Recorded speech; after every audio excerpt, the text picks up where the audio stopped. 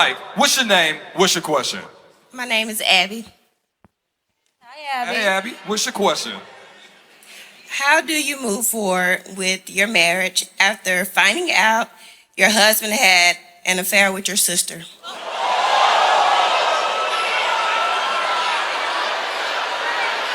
Hold on. Jerry. No. We're talking about like play sister. Like, oh, that's my sis. No, Right? first of all, where she went wrong was when you said, how do you move forward? You move the fuck on. You move the fuck on. It's a wrap after that. Ain't no moving forward. How do you move? Now, before we dive into the complexity of her question, all right? Before we dive into the complexity of her question, can we get a little therapeutic real quick? Is it possible? Let's not concentrate on who the cheating was with for right now. Hold on. Let me host the show. Is it possible to move forward with your partner? Are y'all twins? Mike, you taking notes? Yeah, I'm taking notes. Y'all not twins. I don't see it. You don't see it? I don't see it. Go ahead. I was gonna say, I think like it's possible to move forward, but I think you move forward with the understanding that this relationship will never be the same. You understand? Like, we're gonna grow into a new version of this relationship. A lot of people be feeling like, okay, just because I said I'm sorry or I got counseling or whatever the case may be, that we can hit the ground running. But in her situation specifically, like with my sister, it's over with, gang. It ain't even nothing. Ain't nothing to talk about. Now, when we talk, hold on, one question. When we're talking about cheating, you just mean you caught him sending a questionable text. We're not talking about actual all the way cheating. Complete the whole effect. Okay, what was your question? Do you want to move forward? I'm not sure. You're not sure. So this is what I'm gonna say. When you find out somebody that you love has dishonored you and has betrayed you, the intention is not to figure out how to move forward with that person, because now you're continuing to betray yourself, right? So now what you do is you grieve, because you have essentially just lost connection to your spouse, and you've lost connection to your sister, and you've lost connection to family. So your intention and what you should be focusing on is just the grieving process, and the only person that matters in that is you. You putting a lot of focus on how you move forward in a relationship, and the only relationship you should be focusing on right now is a relationship with yourself. Ooh, good point. Clap it up. And I notice, before we move on to the next question, I notice a lot of people use the word move forward as it relates to staying in a relationship.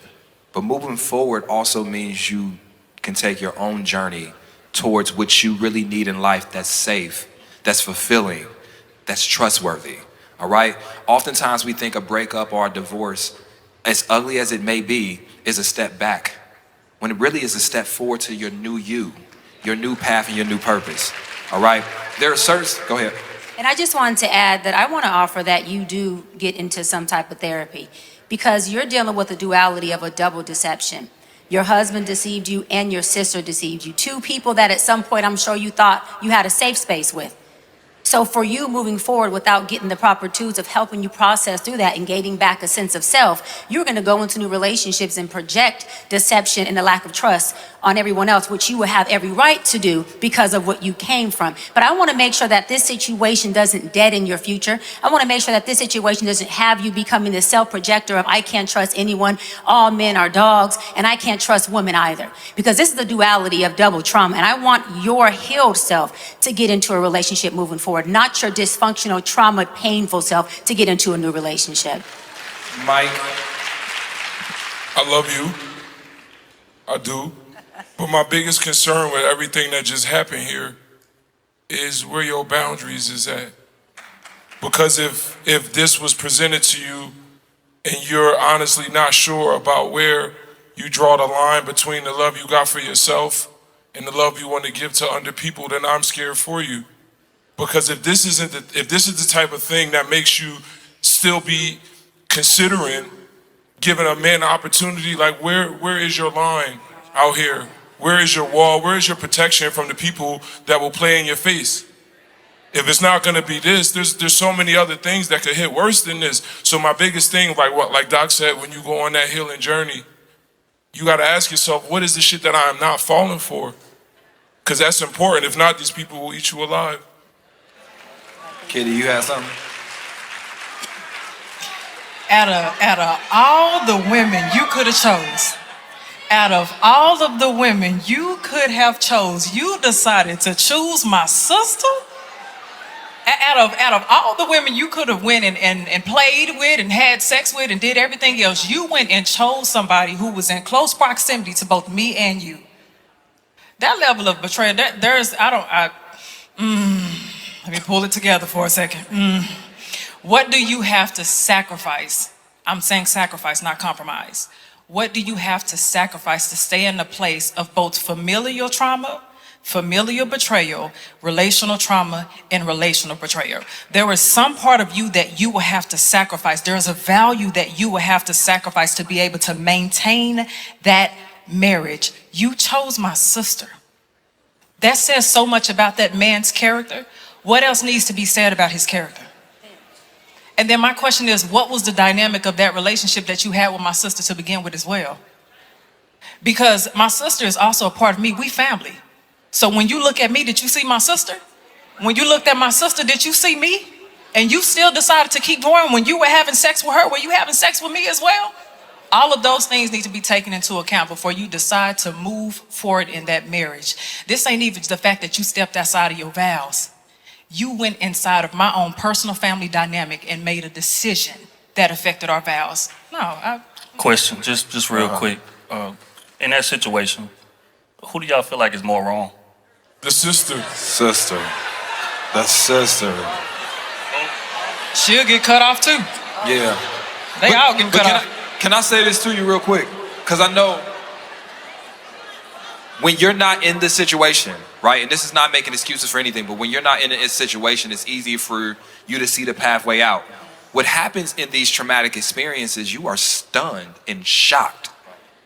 You have lost your sense, a lot of times your sense of sanity. You can't even sleep, you can't eat, you're not thinking, processing properly. So to come to the mic and ask that question, I can understand, because it's disorienting. We've all been there before where it's you're so shocked because in one moment you find out this person that you have committed your life to, everything you got is different than who you thought them to be. Your whole, maybe, right? Maybe. But I'm saying there are sometimes Tuesday happen and you find out your husband or your wife is a bad person. You get what I'm saying? Monday, good person. Tuesday, bad person. And that shit is hard to swallow because here you are, you've known them for 10 years to be this good, caring, compassionate person, and you just can't fathom them doing that act. So I can see why people need that pep talk to get out. Are there kids involved? Do you guys have children? Yes. Oh my God. What she's got to understand and what we got to understand is that where she's at in this grief, because it's grief, and she's at that bargaining phase of grief. So where she is right now in her thing is where everybody in grief is, where they try to bargain themselves out of the situation. She's past the denial. Now she's at the bargaining phase where it's what can I say from this thing to prevent myself from suffering? So, I know it might sound wild to a lot of people, but what she's experiencing is totally normal. It's called grief. And now you're at that bargaining phase, but your standards are what's going to fight back. Because your willingness to cling on to your old life, you have an opportunity to start a new life, and it's going to be colder and it's going to be lonelier. But this is when the devil gets to you quicker. So I just want you to stay strong. And I just want to know, what was the conversation like with your sister? I just want to know. Hands and feet. You don't have to tell us. Hands and feet. It's a lot of people chiming in on your personal situation. You asked the question. So I know if you had enough courage to ask the question to us, you've also asked the question to everybody in your family circle or people around you that you can trust. This is not the time where you inquire to outside sources. This is the time where you get silent and you get still and you have a conversation with the God of your own understanding, because now we know that it's not just about you. We know that there are children involved. And when you are in any type of relationship, you always got to know, how far am I willing to go?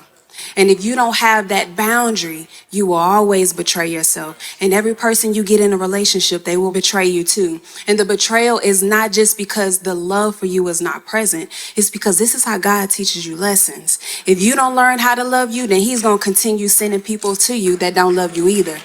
So this is your opportunity to learn how to love yourself and to learn how to make a very serious and important decision, not just for you, but also for your kids. There's a lot of karma that comes when you allow somebody to betray you. Everybody that follows is going to continue to follow that same footstep. So this is your opportunity where you make a choice for yourself and you get silent and you really take intentionality in that stillness.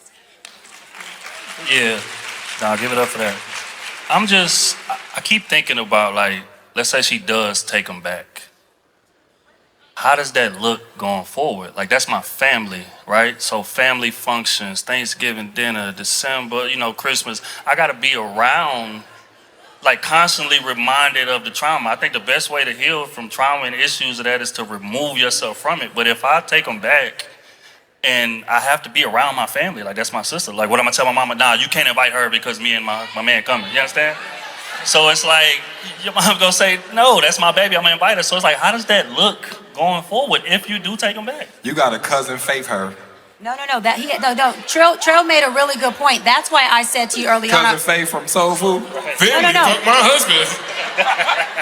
But at the root of it all, y'all are still family. You have kids with this man. This is why at the beginning I offered therapy, right? Get some help. Build a village, get support, because this is not, you can walk away from the relationship, but you're not walking away from a family dynamic. You do have to co-parent with this man at some point. That is going to take effective tools for you to learn how to do that from a capacity where you're just co-parenting and you're able to do that, do what's healthy for your children. You can cut them off from you, but that's still their father, right? Now your sister, that's your sister. That's your sister. Let me bring it back. That chick, I almost took my Dr. Brian hat off, y'all. She can go where the hell she need to go. But him, you have to learn how to co-parent with this man because fortunately or unfortunately, you've already started a family with him. And I think it's best that you remove yourself, like Trill said, but you got to get the effective tools because you have a lot of moving parts, a lot of heavy weight, a lot of stuff that you do not, and I do not want you to have to do on your own because some things you can't, sis. Some things you just can't. And this is one I want to say you can't and you shouldn't have to.